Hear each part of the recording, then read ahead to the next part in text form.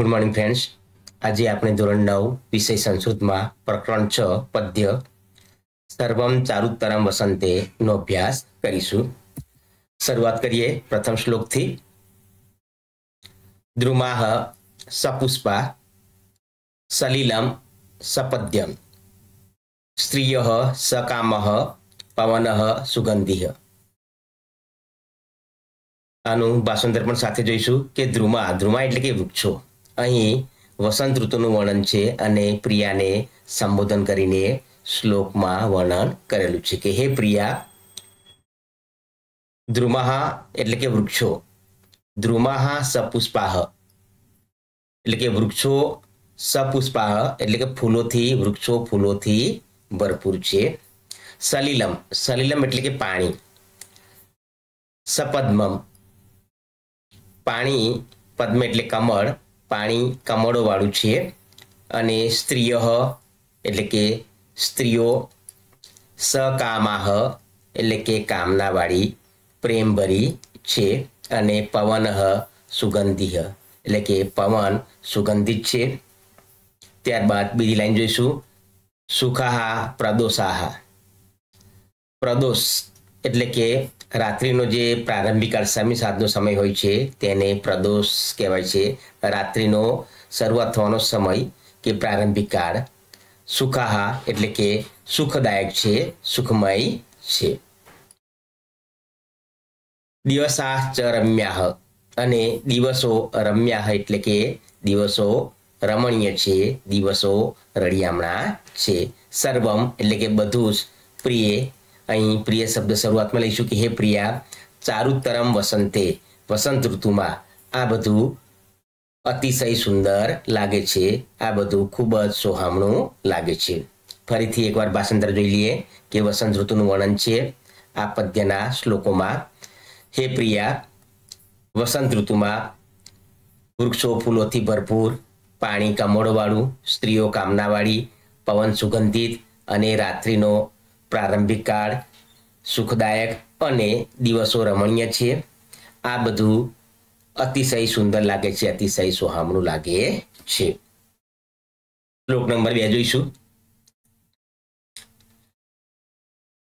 વાપી જલાનામ, વાપી જલાનામ એટલે કે વાપી એટલે વાવોના પાણીને।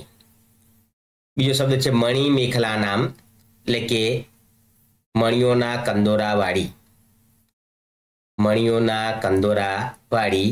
અને શશાંક આભાસામ ચંદ્ર જેવી કાંતિવાળી, શશાંક આભાસામ એટલે કે ચંદ્ર જેવી કાંતિવાળી। પ્રમદા પ્રમદા જનાનામ એટલે કે મહિલાઓ, સ્ત્રીઓ। આ વસંત ઋતુ વાવોના પાણીને, મણીઓના કંદોરાવાળી અને ચંદ્ર જેવી કાંતિવાળી સ્ત્રીઓને અથવા મહિલાઓને, તેમજ આમ્ર દ્રુમાણામ કે આમ્ર દ્રુમાણામ એટલે કે આંબાના વૃક્ષો। કુસુમાનતાનામ એટલે કે આમ્રમંજરી, આંબાના જે ફૂલોથી નમેલી આમ્રમંજરી હોય તે। આંબાના વૃક્ષો પર આવેલી આમ્રમંજરી એટલે કે આંબાના જે ફૂલો હોય છે તેનાથી જે નમેલા વૃક્ષો હોય છે તે વૃક્ષોને દદાતી એટલે કે આપે છે। દદાતી સૌભાગ્યમયમ વસંતઃ, સૌભાગ્ય આપે છે। ફરીથી શ્લોકનું ભાષાંતર જોઈ લઈશું કે વસંત શબ્દ છેલ્લે છે શરૂઆતમાં લઈશું કે આ વસંત ઋતુ વાવોના પાણીને, મણીઓના કંદોરાવાળી અને મણીઓના કંદોરાવાળી અને ચંદ્ર જેવી કાંતિવાળી મહિલાઓ અથવા સ્ત્રીઓ તેમજ આંબાના વૃક્ષો પર આવેલી આમ્રમંજરી એટલે કે આંબાના ફૂલોથી જે નમેલા વૃક્ષો છે તે વૃક્ષોને સૌભાગ્ય આપે છે।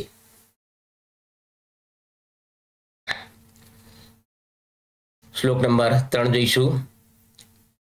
કર્ણેશુ યોગ્યમ નવ કર્ણિકારામ।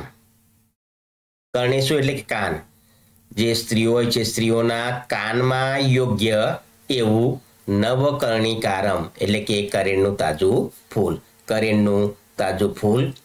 ત્યાર પછી ચલેસુ, ચલેસુ એટલે ફરફરતા. નીલધ્વલ કેશ્વશોકમ, આ શબ્દની સંધિ છૂટી પાડીશું તો નીલેશુ, અલ્કેશુ અને અશોકમ. એટલે કે નીલેશુ, અલ્કેશુ, અલ્કેશુ એટલે કે વાળની લટો, વાળ, અને અશોકમ એટલે કે અશોક પુષ્પ, અને નીલેશુ, અલ્કેશુ, અશોકમ એટલે કે કાળા વાળમાં અશોક પુષ્પ. ત્યારબાદ શિખાસુ પુષ્પમ, અને શિખાસુ એટલે શિખાઓ પર પુષ્પમ નવમલ્લિકાય, નવમાલિકાનું ફૂલ, શિખાઓ પર નવમાલિકાનું ફૂલ. પ્રયાંતિ પ્રાપ્ત કરે છે, કાંતિમ, કાંતિમ એટલે શોભા, નવમાલિકાનું ફૂલ શોભા પ્રાપ્ત કરે છે. અને આ શબ્દ છે પ્રમાદા જનાનામ, એ શબ્દને આપણે આગળ લઈશું કે સ્ત્રીઓના. ફરીથી શ્લોકનું ભાષાંતર જોઈ લઈશું. સ્ત્રીઓના કાનમાં યોગ્ય કરેણનું તાજું ફૂલ, ફરફરતા કાળા વાળમાં અશોક પુષ્પ, અને શિખાઓ પર નવમાલિકાનું ફૂલ શોભા પ્રાપ્ત કરે છે. હવે શ્લોક નંબર 4 જોઈશું. ગુરુણી વાસાંસી, ગુરુણી એટલે કે ભારે કે મોટા, અને વાસાંસી એટલે કે વસ્ત્રોની. વિહાય, વિહાય એટલે કે છોડીને, તૂર્ણમ જલ્દીથી, તનુની પાતળા, લાક્ષા રસ રજ્જિતાની એટલે કે લાખના રસથી રંગેલા. ભાષાંતર આ પ્રમાણે છે. પછીના શબ્દો પણ જોઈ લઈએ.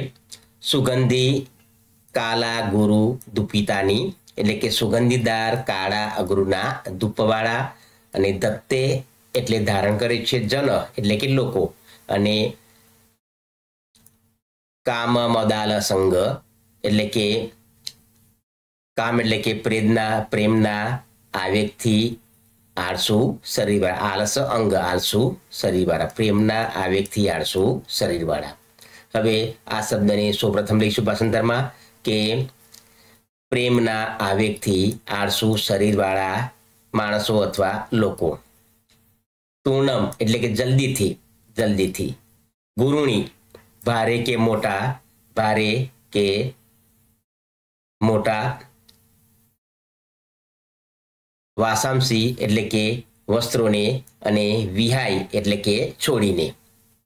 ત્યાર પછી લાક્ષારસ રજ્જિતાની એટલે કે લાખના રસથી રંગેલા, અને સુગંધી કાલા ગુરુ દુપિતાની એટલે કે સુગંધીદાર કાળા અગરુના ધૂપવાળા,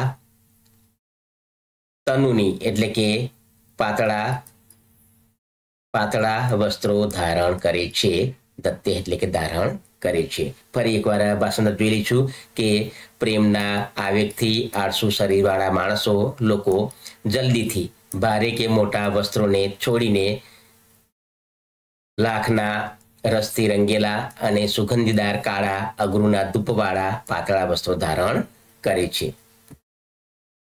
હવે શ્લોક નંબર 5 જોઈશું.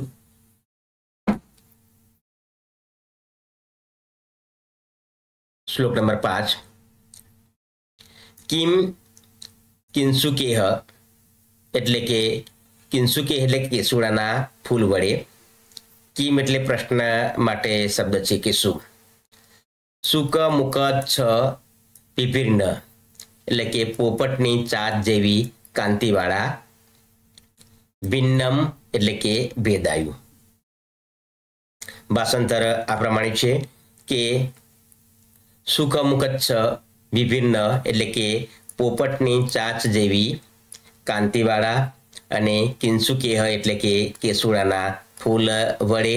કિમ એટલે કે શું, ભિન્નમ એટલે કે ભેદાયું નથી, પોપટની ચાંચ જેવી કાંતિવાળા કેસુડાના ફૂલ વડે શું ભેદાયું નથી. આગળ કિમ કર્ણિકાર કુસુમૈન એટલે કે કરેણના ફૂલો જેવા. હતમ એટલે કે હણાયું નથી અને મનોજે એટલે કે મનોભાવોથી. બરાબર. હવે આનું ભાષાંતર આ પ્રમાણે થશે કે કરેણના ફૂલો જેવા મનોભાવોથી શું હતમ એટલે કે હણાયું નથી. ત્યારબાદ યત કોકિલઃ પુનર અયમ આ કોયલ પણ વળી આ કોયલ પણ મધુરેર વચોભીહ એટલે કે મીઠા અવાજથી મીઠા ટવકાથી મીઠા અવાજથી યુવાનોના મનને સુવદના નિહિતમ એટલે કે સુંદર મુખવાળી સ્ત્રીઓમાં રહેલા યુવાનોના મનને નિહંતી એટલે કે હણે છે. શ્લોકનું ભાષાંતર ફરી એકવાર જોઈશું કે પોપટની ચાંદ જેવી કાંતિવાળા કેસુડાના ફૂલ વડે શું ભેદાયું નથી. કરેણના ફૂલો જેવા મનોભાવોથી શું હણાયું નથી.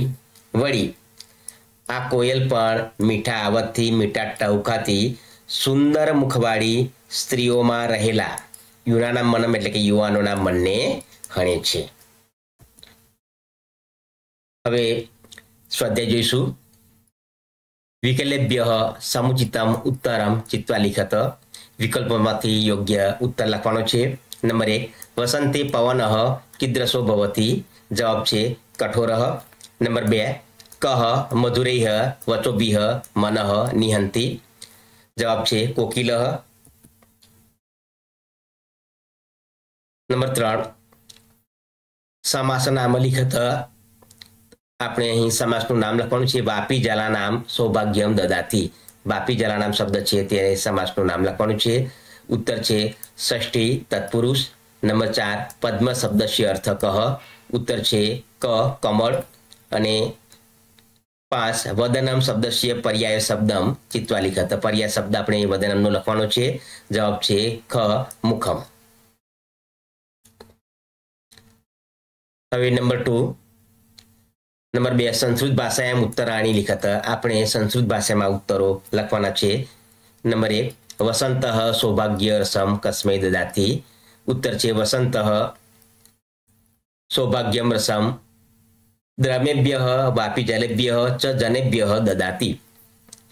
નંબર 2 અલ્કાઃ કીદૃશ્યા સંતિ. ઉત્તર અલ્કાઃ મનોહરાઃ સંતિ.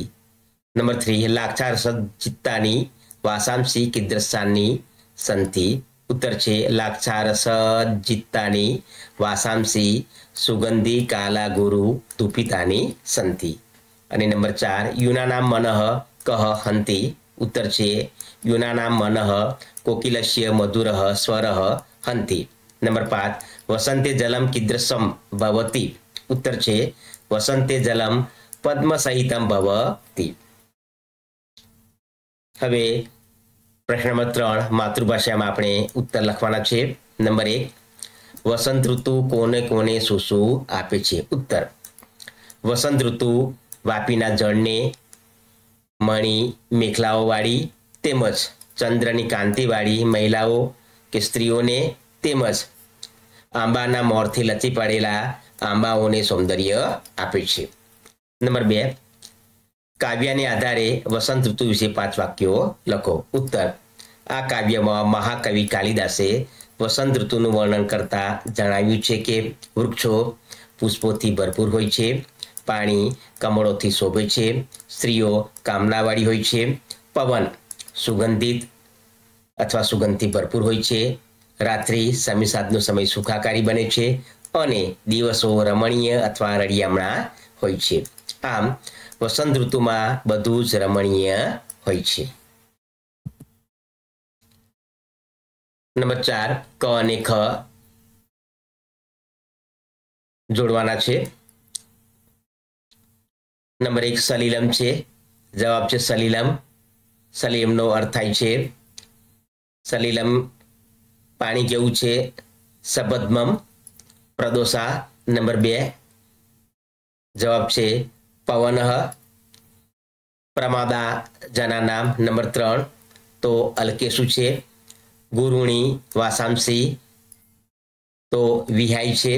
અને જનઃ દત્તે તો નંબર 3 તનુની વાસાંસી. અહીં આપણે પૂર્ણ કરીશું. Thank you.